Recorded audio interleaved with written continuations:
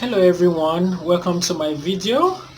Before I continue, I'd like to say this video is, I would say it's one of my coping mechanisms as far as the quarantine season is concerned. So I'm sure you two are making the most of this moment as well to do something productive. So with the COVID-19, our sense of imagination, our sense of resolve, and of course our sense of history is being tested, which is the reason why I'm going to today take you through the top 10 pandemics of all time, in order of their severity. The history of human society is a history of diseases and pandemics because we are a people that rely so much on social interaction and movement from one place to the other. So as we move from one place to the other, usually we are accompanied by these diseases, even if not directly, but by rodents that come along with us.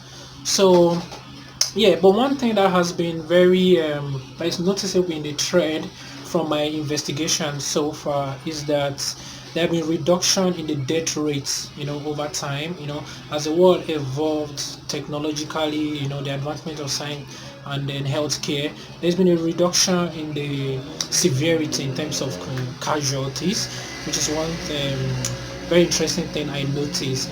In the traditional times, in the ancient time, a lot of people died. There were more deaths because a lot of people blamed pandemics and diseases on spirits and as afflictions from God. I'm not here to debate that, but with the development of science, the pattern and then the causes of pandemics were studied, and as a result, they're able to figure out, a way to, minimize the impact. So yeah, obviously the culture of quarantining, social distancing is not new, but what makes it different now is that with technology, even while I'm in my house and you are in yours, we can still communicate. There are still some commercial activities that can still take place over the internet. Yeah, obviously we live in a better time to a greater deal. So I think we'll just jump right into the video. So at number 10 we have the Russian flu, which took place in 1889 and reported to have been caused by influenza A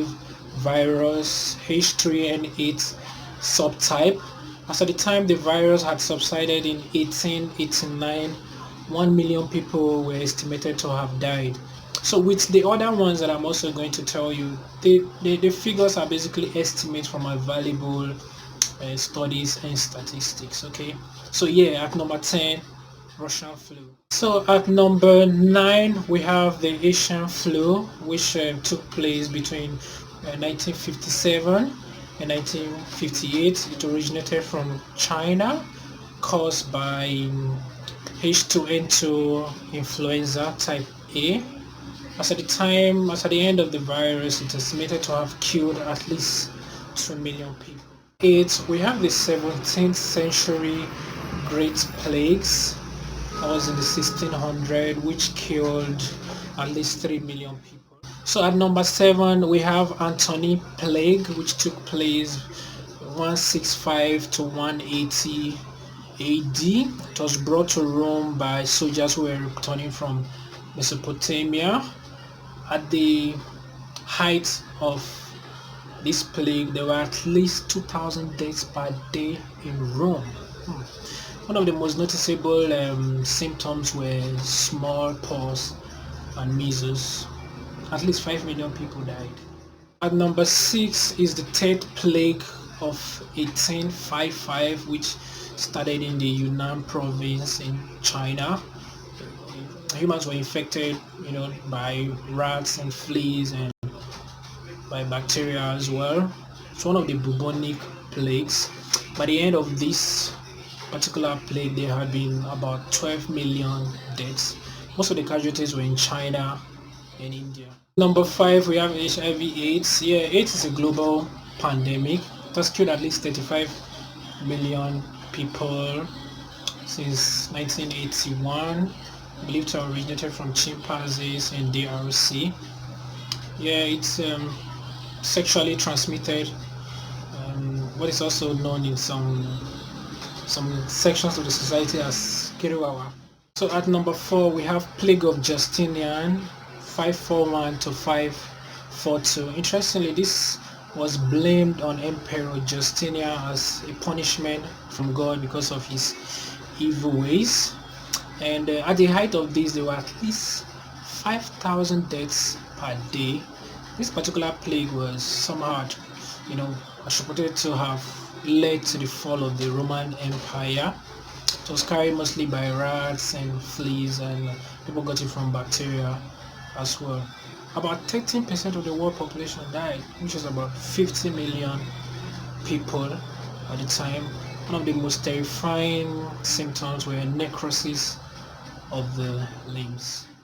So at number 3, we have the Spanish flu of 1918, which interestingly actually killed more people than the World War One. And also, one of the most interesting thing about this virus was that it was mostly attacking healthy people. So people who were actually vulnerable, like children and those who were sick and elderly, were actually spared by the virus. And in the first 25 weeks, there were 25 million deaths in Jews. At the end of the virus in 1919, there were already 50 million dead, which was like 1/3 of the world population at the time. Nigeria also suffered a lot of deaths because of this, running into millions. It was caused by H1N1 virus. At number 2, we have the smallpox of 1520. The smallpox killed about 90% of Native Americans, and in this period, 400,000 Europeans were dying every year. At the end of the pandemic, there were about 56 million deaths. So at number 1, we have the Black Death. At some point in your life, you probably must have heard of the Black Death, which killed up to 200 million people. It was all over the world, but obviously Europe was the most hit, and at least 60% of people in Europe died. It took Europe like 200 years or more to recover in terms of the population that were lost. It originated from China. It followed trade routes through, and the movement of ships, usually carried by rats. So as people were moving from one place to the other, the rats that were following them, took this particular virus, known as the Black Death. It's one of the most significant, deaths. So thank you for watching my video on the top 10 pandemics of all time. I encourage you to continue to quarantine, maintain social distancing, wash your hands, practice safe hygiene, and I'm sure before long we'll get out of this.